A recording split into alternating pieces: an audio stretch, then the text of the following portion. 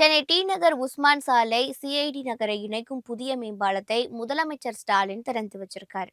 சென்னையில் மிகவும் முக்கிய வணிக பகுதியாக திகழும் தியாகராய நகரில் மக்கள் கூட்டம் காரணமாக எப்போதும் போக்குவரத்து நெரிசல் அதிக அளவில் இருக்கும். டி நகர்ல போக்குவரத்து நெரிசலை குறைக்கும் வகையில தெற்கு உஸ்மான் சாலை மற்றும் சிஐடி நகர் பிரதான சாலையை இணைக்கும் வகையில புதிய மேம்பாலம் கட்டப்பட்டிருக்கு. 166 கோடி ரூபாய் மதிப்பீட்டில் 1.2 கிலோமீட்டர் தூரத்திற்கு இந்த மேம்பாலம் கட்டப்பட்டிருக்கு. இந்த நிலையில சென்னை தியாகராய நகர் இரும்பு மேம்பாலத்தை மக்கள் பயன்பாட்டுக்கு முதலமைச்சர் மு.க. ஸ்டாலின் திறந்து வச்சாரு.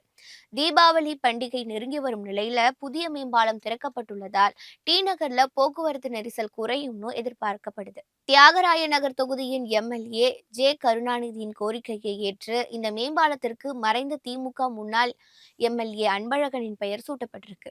நாளொன்றுக்கு சுமார் 40,000 வாகனங்கள் அன்பழகன் மேம்பாலத்தில் செல்லும் வகையில கட்டப்பட்டிருப்பதாக கூறப்படுது.